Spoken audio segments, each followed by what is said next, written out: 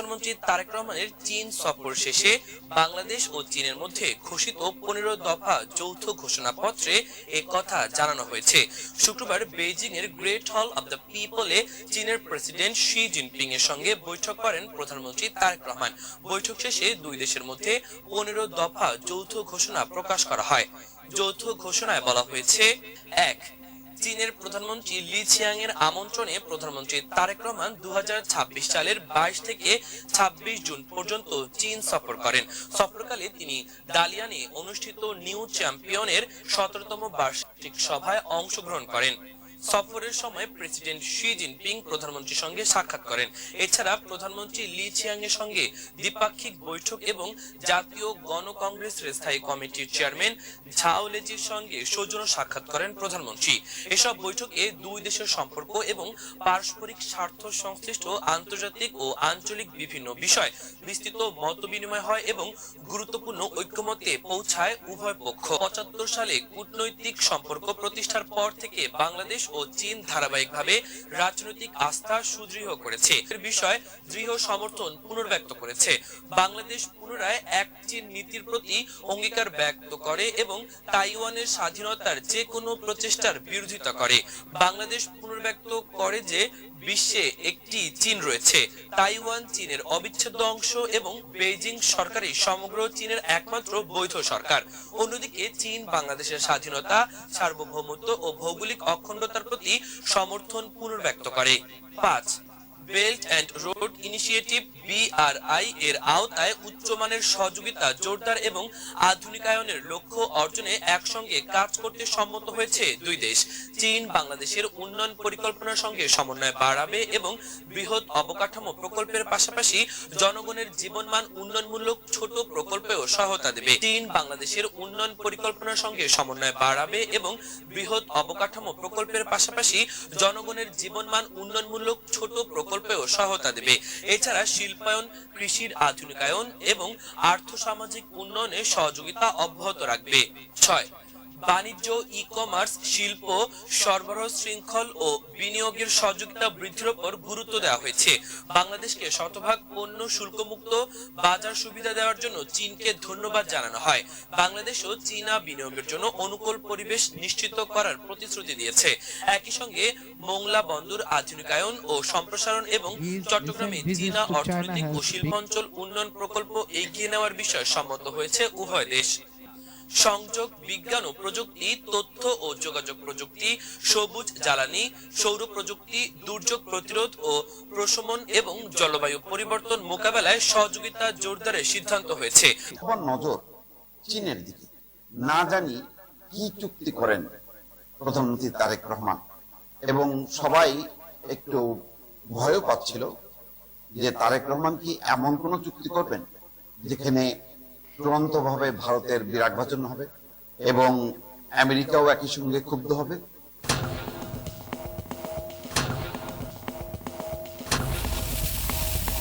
একটা চাপ, যেখানে ভারতের হাই কমিশনার এসেই ঘোষণা করলেন যে টুরিস্ট ভিসা চালু হবে এবং 28 তারিখ থেকে আবেদন নেওয়ার দিনক্ষণ তিনি ঘোষণা করলেন।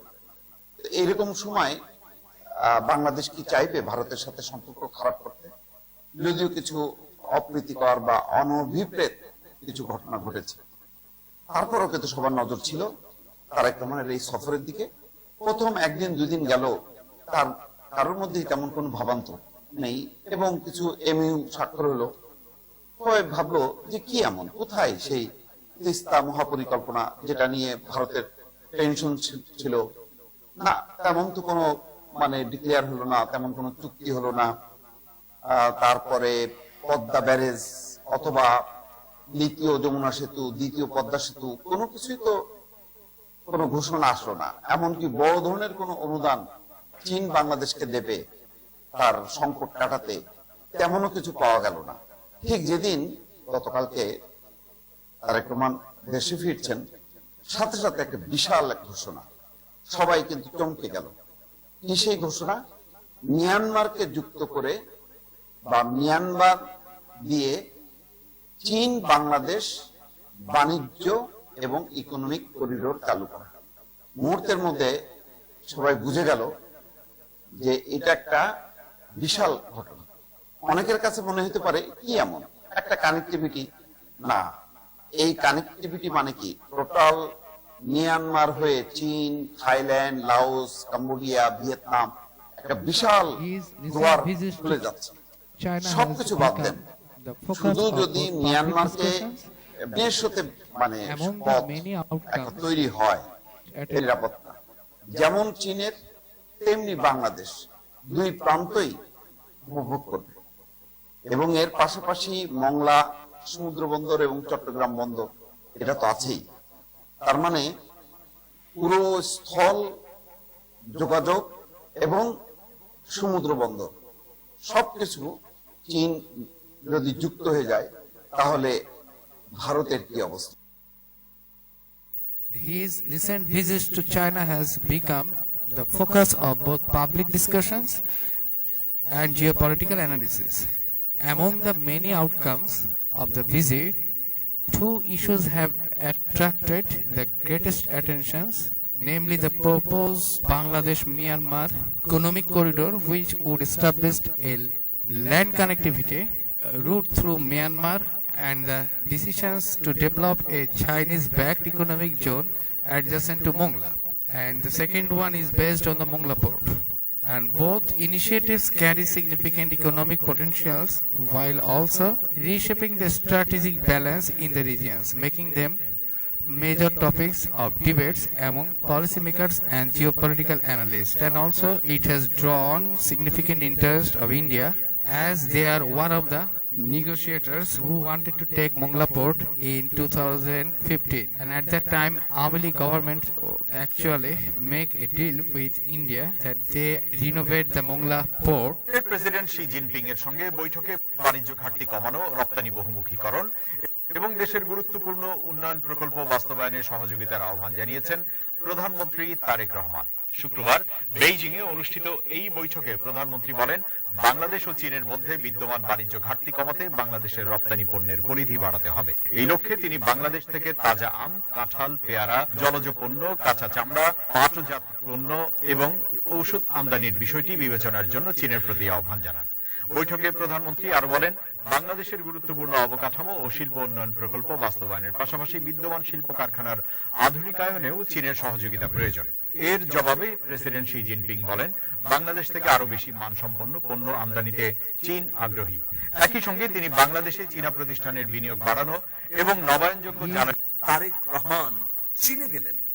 দিল্লির কাছে প্রত্যাশা ছিল যে তারেক রহমান ক্ষমতায় আসীন হবার পর প্রথম সফর হিসেবে দিল্লিতে আসবেন, কিন্তু তারেক রহমানের সরকার প্রথম সফরটি করলো মালয়েশিয়ায়, পরে চীনে। আজকে জাতীয় সংসদে বিরোধী দল, সরকারি দল মিলে তারেক রহমানের এই সফরকে ধন্যবাদ প্রস্তাবের মধ্য দিয়ে অভিনন্দিত করেছেন।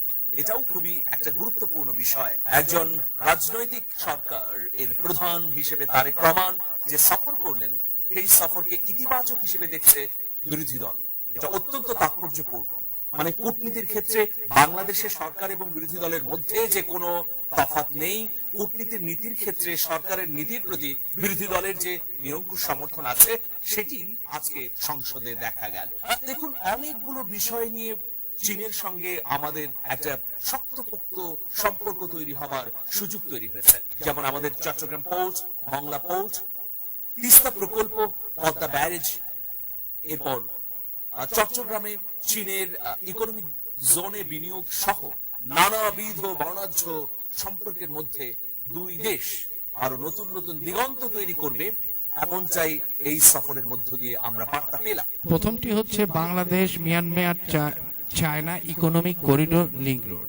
China proposed establishing a Bangladesh-Myanmar-China economic corridor which would create a direct land connectivity route between Bangladesh and China through Myanmar, and according to Bangladeshi officials, the proposals aims to strengthen regional trade, reduce transportation cost and travel time, improve multi-modal logistics and attract greater investments. The Bangladeshi government described the corridor as a potential game changer for regional connectivity and industrial development.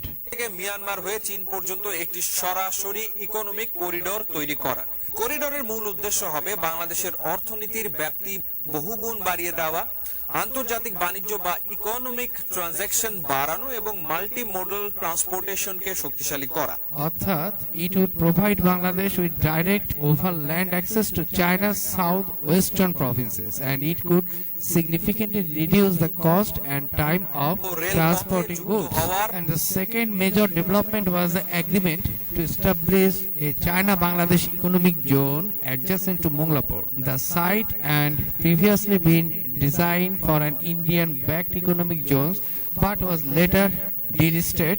And during Tariq Rahman visits to China, Bangladesh signed an agreement with a Chinese state-owned company to develop the object. China also expressed support for further modernizations of Monglapur. It is important and significant in many ways. It represents a significant expansion of Chinese economic involvement in Bangladesh. Mongla in Bangladesh's second largest seaport and is strategically located near the Bay of Bengal. The project is expected to improve trade, logistics and industrial investments around the port, and the decision has attracted considerable international attention because it is viewed as a strategic shift after projects originally associated with India was replaced by Chinese participations, making it relevant to the broader China-India competition in South Asia. মূলত 15 সালে America সরকার থাকা অবস্থায় ইন্ডিয়াকে দেওয়ার একটা কথা হয়েছিল এবং সেখানে অনেক কিছু বিনামূল্যে দিয়ে দেওয়া হচ্ছিল। পুরোটাই ছিল ইন্ডিয়া বেস একটা সাপোর্টিং ডিল বলে বলা যেতে পারে ওটাকে। সেটা পরবর্তীতে ইন্দু সরকার আসার পরে ক্যান্সেল করা হয় এবং নতুন করে চায়নাকে দেওয়ার কথা বলা হয়। সেই কাজ তারা শেষ করে যেতে পারেনি। এখন এই ভিজিটের মাধ্যমে সেটি তারা করবে বলে এসেছে। মংলা পোর্টকে আরো বেশি প্রোগ্রেসিভ এবং সার্ভিস ওরিয়েন্টেড করতে কারিগরি ও অবকাঠামোগত উন্নয়ন করবে চীন। ব্রিক্স এর মেম্বারশিপের জন্য বাংলাদেশ এই তারেক রহমানের এই ভিজিটে তারা এই প্রসঙ্গটি তুলেছে। বাংলাদেশ যখন আবেদন করবে চীন সেই পদক্ষেপকে স্বাগত জানাবে এবং পূর্ণ সমর্থন দেবে বলেও আশ্বাস দিয়েছে। স্বাস্থ্য খাতে রোবোটিক সার্জারি হাসপাতাল প্রতিষ্ঠা, শিক্ষা ব্যবস্থায় তৃতীয় ভাষা হিসেবে ম্যান্ডারিন বা চীনা ভাষাকে অগ্রাধিকার দেওয়া এবং বাংলাদেশিদের জন্য চীনের ভিসা প্রসেসিং সহজ করার বিষয়েও বড় অগ্রগতি হয়েছে। যে করিডোরটির কথা বলা হচ্ছে অর্থাৎ the proposed Bangladesh Myanmar China economic corridor that has attracted a significant attention both domestically and internationally. However, it faces several pre-existing obstacles. First of all, the ongoing political instability and military conflicts in Myanmar, along with the unresolved Rohingya crisis, remain major challenges. বাংলাদেশে কয়েক লক্ষ রোহিঙ্গা, সেটা আর কিছুদিন পরে হয়তো কোটির কাছাকাছি চলে যাবে, still they reside in Bangladesh as a refugee. তাদের কোনো স্ট্যাটাস নাই. Without meaningful progress in addressing these issues, establishing a land corridor between Bangladesh and Myanmar is unlikely to be feasible. যুক্তরাষ্ট্র সহজে এই চুক্তিতে সায় দেবে না। দ্বিতীয়ত, মিয়ানমারের ভেতরে যে সামরিক সংঘাত চলছে সেটা এই করিডোর বাস্তবায়নের জন্য বড় বাধা। এ ধরনের চুক্তি প্রায়ই ভবিষ্যতের সম্ভাবনা রেখে সই করা হয়, এখনই বাস্তবায়নের জন্য নয়। মিয়ানমারের অস্থিরতা যদি কমে আসে বা কোনো একটা পক্ষ নিয়ন্ত্রণ নিতে পারে, তখন এই করিডোর নিয়ে আবার আলোচনা শুরু হবে। আপাতত এটা বেশিরভাগই ঘোষণাপত্র। প্রকৃত কাজ শুরু হওয়ার আগে অনেক কিছু বদলাতে পারে। তাহলে এটাতে আমেরিকা কি বাংলাদেশকে এগোতে দেবে? আর নাম্বার 2 হচ্ছে মোংলা বন্দরের ইনোভেশন ওয়ার, মানে চায়নাজ involvement in the management of Mongla বন্দর, ঠিক কি ধরনের চুক্তিটা হয়েছে এবং যেটা একসময় 2015 সালে আমেরিকা ইন্ডিয়ার সাথে করেছিল, এই মুহূর্তে এই চুক্তিটায় আমেরিকা কিভাবে দেখবে বলে তোমার মনে হয়? আমেরিকা সরাসরি বাধা দেবে বলে মনে হয় না, তবে চাপ দেবে। ওয়াশিংটন চীনের প্রভাব বাড়ুক এটা চায় না, বিশেষ করে বঙ্গোপসাগরে। তবে বাংলাদেশ যদি সাবধানে চলে তাহলে এগোতে পারবে। মংলা বন্দরের ক্ষেত্রে এটা পোর্টের অপারেশনাল কন্ট্রোল নয়, বরং বন্দরের পাশে 110 একর জমিতে একটা ইকোনমিক জোন তৈরির চুক্তি, যেটা আগে ভারতের জন্য রাখা ছিল, সেটা বাতিল করে চীনের কাছে দেওয়া হয়েছে। আমেরিকা এটাকে ইন্ডিয়ার মতোই নেতিবাচকভাবে দেখবে, কিন্তু এখন পর্যন্ত খুব জোরালো কোনো প্রতিক্রিয়া আসেনি। মংলা বন্দরের ইকোনমিক জোনটা আমেরিকার কাছে কম নেগেটিভ, কারণ এটা শুধু একটা জোন, পুরো বন্দর চীনের দখলে যাচ্ছে না। কিন্তু চীন মিয়ানমার বাংলাদেশ করিডোর আমেরিকার জন্য অনেক বেশি সমস্যার, কারণ এটা বঙ্গোপসাগরে চীনের সরাসরি স্ট্র্যাটেজিক প্রবেশাধিকার তৈরি করবে, যেটা তারা কোনোভাবেই চায় না। তাই করিডোরটাই আমেরিকার কাছে অনেক বেশি নেগেটিভ। চীনের যে Belts and Roads initiative that has already been taken, and China has developed a lot as far as the other countries like Pakistan, Iran or some Middle East countries is involved. India is not supporting China's Belts and Roads initiative, so the only alternatives that China can follow is through Myanmar and Bangladesh channel. That's why this is the only way that China used to complete its Belt and Roads project in the Bay of Bengal region. Bangladesh হয়ে এর বাইরে চীনের আরেকটা বড় alternative আছে পাকিস্তানের গোয়াদর বন্দর হয়ে আরব সাগর, কিন্তু ওই রাস্তাটা অনেক লম্বা আর ভারতের মহাসাগরে ভারতের নৌবাহিনীর নজরদারিতে পড়ে যায়। তাই ভূকৌশলগত দিক দিয়ে মিয়ানমার বাংলাদেশ করিডোর চীনের কাছে বেশ গুরুত্বপূর্ণ, যদিও মিয়ানমারের বর্তমান অস্থিরতার কারণে এটা এখন অনেকটাই আটকে আছে। জিওপলিটিক্যাল বর্তমান যে সিচুয়েশন, সেই সিচুয়েশনে China has the capability to manage Myanmar's rebel groups like Arakan Army and other groups to establish this corridor. চীন এই ক্ষমতা আছে, কিন্তু এখন সেটা খুব সহজ নয়। চীন আরাকান আর্মি সহ বিভিন্ন বিদ্রোহী গ্রুপের সাথে যোগাযোগ রাখে, তাদের কিছু অস্ত্রও দেয়, কিন্তু মিয়ানমারের অভ্যন্তরীণ পরিস্থিতি এত জটিল যে সব গ্রুপকে একসাথে নিয়ন্ত্রণ করা চীনের পক্ষেও এখন কঠিন। চীন চায় শান্তি হোক, যাতে করিডোরের কাজ শুরু করা যায়, কিন্তু এই মুহূর্তে তাদের নিয়ন্ত্রণ পুরোপুরি নেই। The issue of the corridor is not only depends on the negotiation with all the rebel groups of this region, especially inside Myanmar. Stability inside Myanmar is far more important. Without lasting peace and a functioning central authority, no one can guarantee the security of roads, pipelines, or trade routes through that corridor. Negotiation alone isn't enough. The whole region needs to calm down first. Then one thing is very much obvious through this deal, that China wants lasting stability, both military and political side, and that can make their economic linkage easier and stable. At the same time, America also wants a stable Southeast Asian region, but they want that stability without any further empowerment of Chinese hegemony. এই রিজিয়নে স্থিতিশীলতা চায়, কারণ তাদের ব্যবসা ও করিডোরের স্বার্থে এটা দরকার। কিন্তু আমেরিকার ক্ষেত্রে ছবিটা আলাদা। আমেরিকা চায় মিয়ানমারে স্থিতিশীলতা, তবে চীনের প্রভাব ছাড়া স্থিতিশীলতা, অর্থাৎ চীন যেন এই অঞ্চলে শক্তিশালী অবস্থান তৈরি করতে না পারে। সুতরাং দুই দেশই স্থিতিশীলতা চায়, কিন্তু তাদের উদ্দেশ্য এক নয়। চীন চায় স্থিতিশীলতা নিজের স্বার্থে, আর আমেরিকা চায় স্থিতিশীলতা চীনকে আটকানোর স্বার্থে। এই দুই পথ একসাথে চলার সম্ভাবনা খুবই কম। চীন চায় মিয়ানমারের শান্তি, যাতে তাদের বেল্ট অ্যান্ড রোড প্রজেক্ট এগোয়, আর আমেরিকা চায় শান্তি, কিন্তু এমন শান্তি যেখানে চীনের প্রভাব কম থাকে। দুটো লক্ষ্য মূলত পরস্পর বিরোধী। একমাত্র তখনই দুই পথ মিলতে পারে যদি কোনো তৃতীয় পক্ষ, যেমন এসিয়ান বা জাতিসংঘ, মিয়ানমারে এমন একটা সমাধান বের করে যেটা দুই দেশই মেনে নেয়। কিন্তু বর্তমান জিওপলিটিক্সে সেটা খুবই কঠিন। তুমি কি এই বিষয়ে আরো কিছু জানতে চাও?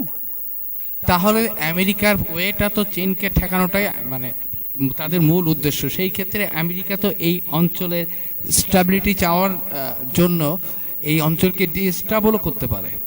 আমেরিকার মূল উদ্দেশ্য চীনকে আটকানো, তাই তারা এই অঞ্চলে স্থিতিশীলতা চায়, কিন্তু সেই স্থিতিশীলতা হতে হবে চীনবিহীন। এজন্য আমেরিকা মিয়ানমারে বিভিন্ন বিদ্রোহী গোষ্ঠীকে সমর্থন করতে পারে, অর্থনৈতিক চাপ বাড়াতে পারে, এমনকি নিষেধাজ্ঞাও দিতে পারে। তারা চায় যেন মিয়ানমারে এমন একটা সরকার বা ব্যবস্থা আসে যেটা চীনের খুব বেশি কাছাকাছি না থাকে। কিন্তু এটা খুব ঝুঁকিপূর্ণ কৌশল, কারণ অস্থিরতা বেশি দিন চললে চীনই সব বেশি লাভবান হতে পারে। তাহলে আমরা without any hesitation, we can say that America must create an obstacles in this project of economic corridors between China, Myanmar and Bangladesh. It reacts in a negative way, and they try their best to create an obstacle so that this project will not immediately forward. এই প্রজেক্টকে কোনোভাবেই সহজে এগোতে দেবে না।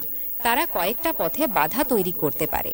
বাংলাদেশের ওপর রাজনৈতিক ও অর্থনৈতিক চাপ বাড়ানো, মিয়ানমারের বিভিন্ন গ্রুপকে সমর্থন দিয়ে অস্থিরতা বজায় রাখা, চীনের বিরুদ্ধে স্যাংশন বাড়ানো যাতে প্রকল্পের ফান্ডিং কঠিন হয়। আমেরিকার উদ্দেশ্য পরিষ্কার, এই করিডোরকে যতটা সম্ভব আটকে রাখা বা বিলম্বিত করা। তাই তুমি যেটা বলছো সেটাই সবচেয়ে সম্ভাব্য প্রতিক্রিয়া। What's your opinion about future Bangladesh, Myanmar or the Bay of Bengal regions will be a war zone or a shadow of the war field of international powers or regional powers in near future? পুরোপুরি যুদ্ধক্ষেত্র হওয়ার সম্ভাবনা কম, কিন্তু shadow ওয়ারের ক্ষেত্র হওয়ার সম্ভাবনা বেশ ভালোই আছে। অর্থাৎ আমেরিকা, চীন, ভারত তিন পক্ষই এই অঞ্চলে প্রক্সি প্রভাব বাড়বে। অস্ত্র সাপ্লাই, গ্রুপগুলোকে অর্থায়ন, রাজনৈতিক চাপ, সাইবার অপারেশন এসব চলবে, কিন্তু সরাসরি যুদ্ধে জড়িয়ে পড়ার সম্ভাবনা কম, কারণ সবাই এই এলাকায় ব্যবসা ও বাণিজ্য করতে চায়। তবে মিয়ানমারের ভেতরে সংঘাত আরও ছড়িয়ে পড়লে পুরো বঙ্গোপসাগরীয় এলাকায় টেনশন অনেক বেড়ে যাবে। If the situation deteriorates, who will be affected more? বেশি ক্ষতিগ্রস্ত হবে বাংলাদেশ, কারণ বাংলাদেশ সবচেয়ে ছোট এবং সবচেয়ে ঘনবসতিপূর্ণ। মিয়ানমারের অস্থিরতা বাড়লে রোহিঙ্গা সংকট আরও বাড়বে। করিডোর প্রকল্প নিয়ে চীন ও আমেরিকার মধ্যে যে টেনশন, তার মাঝখানে বাংলাদেশ পড়ে যাবে। বঙ্গোপসাগরে যদি নো টেনশন বাড়ে, আমাদের বাণিজ্য ও জ্বালানি আমদানি সবচেয়ে বেশি ক্ষতিগ্রস্ত হবে। ভারত বড় দেশ, অনেক বেশি সামর্থ্য আছে। মিয়ানমারের নিজের তো আগে থেকেই সংঘাত চলছে, কিন্তু বাংলাদেশের কোনো বড় বা ফার নেই। তাই যদি পরিস্থিতি খারাপ হয়, বাংলাদেশের ক্ষতিটাই সবচেয়ে বেশি হবে। Is there any possibility that in near future any superpower can be used one of these militant groups against Bangladesh militarily? না, সেই সম্ভাবনা খুবই কম। কোনো সুপার পাওয়ার, চীন, আমেরিকা বা অন্য কেউ মিয়ানমারের মিলিট্যান্ট গ্রুপকে বাংলাদেশের বিরুদ্ধে সরাসরি সামরিকভাবে ব্যবহার করবে বলে মনে হয় না, কারণ এই গ্রুপগুলো যেমন আরাকান আর্মি এখন বাংলাদেশের সাথে সম্পর্ক তৈরির চেষ্টা করছে, এমনকি মাছ ধরা নিয়ে সমস্যা হলেও বাংলাদেশি জেলেদের ফেরত দিচ্ছে। সুপার পাওয়াররা এখন প্রক্সি পলিটিক্স খেলছে মিয়ানমারের ভেতরে, কিন্তু বাংলাদেশের ভেতরে সরাসরি সংঘাত জড়ানোর ঝুঁকি নেবে না। তবে সীমান্তে উত্তেজনা, অস্থিরতা বাড়তে পারে, বিশেষ করে রোহিঙ্গা ইস্যু নিয়ে, সেটা আলাদা বিষয়। আর কিছু জানতে চাও? আচ্ছা, আমার শেষ প্রশ্নটা, এটা বলা হয় যে তারেক জিয়া প্রথমে বাংলাদেশে আসা নিয়ে সে তার ফেসবুক স্ট্যাটাসে বলেছিল যে to return to Bangladesh is not in my hand, someone else or some other group is going to decide my return to Bangladesh. Letter he came to Bangladesh without giving any further state, and what will be the future implications of the deal? দেখো, যে কথাটা তারেক রহমান বলেছিলেন আমার ফেরা আমার হাতে না, সেটা নভেম্বর 2025 এ তার ফেসবুকে। পরে ডিসেম্বর 2/5/2025 এ তিনি ফিরে আসেন। সবচেয়ে বড় গ্রুপ হলো ইন্টারিম গভর্নমেন্ট নিজেই, বিশেষ করে মোহাম্মদ ইউনুস। জুন 2025 এ লন্ডনে দুজনের মিটিং হয়, সেখানে নির্বাচনের তারিখ আর সাংবিধানিক রিফর্ম নিয়ে চুক্তি হয়। তারপর তার বিরুদ্ধে মামলাগুলো স্থগিত বা খারিজ হয়ে যায়। সুতরাং কার্টেনের পিছনে মূল অংশীদার ছিলেন ইউনুসের নেতৃত্বাধীন অন্তর্বর্তী সরকার। ভবিষ্যতের প্রভাব হিসেবে তিনি এখন প্রধানমন্ত্রী হয়েছেন, কিন্তু এই ডিলের কারণে তাকে রিফর্ম প্রক্রিয়া এবং ইউনুসপন্থীদের সাথে একটা বোঝাপড়া মেনে চলতে হচ্ছে। এটা বিএনপিকে ক্ষমতায় ফিরিয়েছে, কিন্তু পুরোপুরি স্বাধীনভাবে চলতে পারছে কিনা সেটা দেখার বিষয়। But the Yunus and his government was not independent in the sense that it has also some internal link with American policymakers, and it is said that the American policymakers have made Yunus the head of the state of Bangladesh during the interim period. That's why whatever the deal BNP or Tariq Jia made with Yunus, actually it's not a deal with Yunus, but there is some hidden or shadow force behind that. Khalilur রহমানের সাথে আমেরিকার সাম্প্রতিক বোঝাপড়া এবং পরে তাকে বিদেশমন্ত্রী করা, এই দুটো ঘটনা মিলিয়ে অনেকেই মনে করেন যে অন্তর্বর্তী সরকারের সাথে যে চুক্তি হয়েছিল তার একটা অংশ এখনো চলছে। অর্থাৎ যুক্তরাষ্ট্রের সাথে একটা বোঝাপড়া ছাড়া তারেক রহমানের ফেরা এবং ক্ষমতায় আসা কঠিন ছিল। এটাকে তুমি শ্যাডো ফোর্স বলতে পারো। বাস্তবে এটা সরাসরি আমেরিকার প্রভাব। এজন্যই অনেকে বলেন তারেকের সাথে ইউনুসের ডিল আসলে শুধু ইউনুসের সাথে নয়, তার পিছনে আমেরিকারও একটা সম্মতি ছিল। মানুষের স্বার্থের চেয়ে বাইরের কোনো শক্তির স্বার্থকে বেশি প্রাধান্য দেয়, তাহলে সেটা দেশের জন্য বিপজ্জনক। এই মুহূর্তে সবচেয়ে বড় প্রশ্নটা হচ্ছে, এই সরকার কি শুধু আমেরিকার সাথে ডিল করে চলছে নাকি দেশের মানুষের স্বার্থকে প্রথমে রাখছে? এটা পলিটিক্যাল ডিল। এক পক্ষে ছিলেন ডক্টর ইউনূস ও তার অন্তর্বর্তী সরকার, অন্য পক্ষে ছিলেন তারেক রহমান। তবে ইউনূস সরকার নিজেই পুরোপুরি স্বাধীন ছিল না। আমেরিকার সাথে তাদের যোগাযোগ ছিল এবং আমেরিকার পলিসি মেকাররা এই পুরো ট্রানজিশন প্রসেসে একটা বড় ভূমিকা রেখেছে। খলিলুর রহমানের ঘটনাটা সেটা আরো স্পষ্ট করে। মূল সিনারিও, এটা একটা তিন পক্ষের বোঝাপড়া, আমেরিকা, ইউনূস আর তারেক রহমান। তারেককে ক্ষমতায় আনার পেছনে ইউনূসের সরাসরি ভূমিকা থাকলেও আমেরিকার নীরব সমর্থন ছাড়া এটা সম্ভব হতো না। এটাকে পুরোপুরি কনস্পিরেসি না বলে রিয়াল পলিটিকের ডিল বলাই বেশি সঠিক। কিন্তু এর ফলে বাংলাদেশের পরবর্তী সরকারকে আমেরিকার সাথে একটা বোঝাপড়া মেনে চলতেই হবে। এটাই সবচেয়ে বাস্তব ও যুক্তিসঙ্গত বিশ্লেষণ। গত 4.5 মাসে ফেব্রুয়ারি থেকে জুন 2026 তারেক রহমানের সরকার মূলত তিনটা জিনিস করেছে। রিফর্মের ক্ষেত্রে জুলাই চার্টারের অনেক গুরুত্বপূর্ণ অংশ বাতিল বা দুর্বল করেছে। মানবাধিকার কমিশন, গুমের সংজ্ঞা, বিচার বিভাগের স্বাধীনতা, পুলিশ রিফর্ম, এসবের অনেক অর্ডিন্যান্স বাতিল বা ল্যাপস করিয়েছে। এটা স্পষ্ট যে তারা পুরনো ধাঁচের কেন্দ্রীয় ক্ষমতা ধরে রাখতে চায়, পুরোপুরি রিফর্ম চায় না। অর্থনীতিতে ইউনূস সরকারের স্থিতিশীলতার ওপর দাঁড়িয়ে শুরু করেছে, কিন্তু নতুন করে বড় কোনো সংস্কার দেখা যায়নি। ফোকাস ছিল দাম নিয়ন্ত্রণ, আইন শৃঙ্খলা আর বিদ্যুৎ গ্যাস সরবরাহে। বিদেশ নীতিতে খুব স্পষ্ট একটা প্র্যাগম্যাটিক লাইন নিয়েছে। আমেরিকার সাথে ট্রেড ডিল এবং বোয়িং এয়ারক্রাফট কেনার বড় অর্ডার দিয়েছে। আবার চীন ও পাকিস্তানের সাথেও সম্পর্ক ভালো রেখেছে। ভারতের সাথেও সম্পর্ক উন্নত করার চেষ্টা করছে। মূল ছবি, সরকার রিফর্মের চেয়ে ক্ষমতা কনসলিডেট করার দিকে বেশি মনোযোগী। আমেরিকার সাথে একটা বোঝাপড়া রেখে চলছে, যেটা তোমার আগের কথার সাথে মিলে যায়। এটাই বাস্তব চিত্র। এটাকে কি আমরা সামগ্রিকভাবে দেশের আগামী দিনগুলোর জন্য একটা হ্যাঁবোধক চিত্র বলে করব, নাকি it will bring some negative results in near future? বাইরের শক্তির সাথে ডিল করে চলা, এটা আগামী দিনে আরো বেশি অস্থিরতা, জনবিচ্ছিন্নতা এবং গভীর সংকট তৈরি করবে। সুতরাং এটা নেগেটিভ ফলাফলের দিকেই যাচ্ছে। তাহলে আমরা আগামী দিনে বাংলাদেশের জন্য কোনো পজিটিভ আউটকাম দেখতে পাচ্ছি না এই মুহূর্তে। এ ব্যাপারে আমরা একটা প্রেডিকশন করতেই পারি, অন্তত 4.5 মাসের সরকারের যে পদ্ধতি দেখে যেটা বোঝা যায়, সরকারের প্রধান ফোকাস ক্ষমতা ধরে রাখা এবং পুরনো সিস্টেম ফিরিয়ে আনা। রিফর্ম, জবাবদিহিতা বা দীর্ঘমেয়াদী স্থিতিশীলতার চেয়ে তারা স্বল্প মেয়াদী নিয়ন্ত্রণকে প্রাধান্য দিচ্ছে।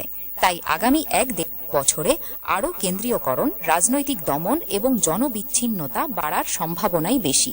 সেটাই যদি সরকারের মূল ফোকাসিং পয়েন্ট হয়, তাহলে weather it will America or it will China, the government will ultimately draw no benefit for the people of the Bangladesh.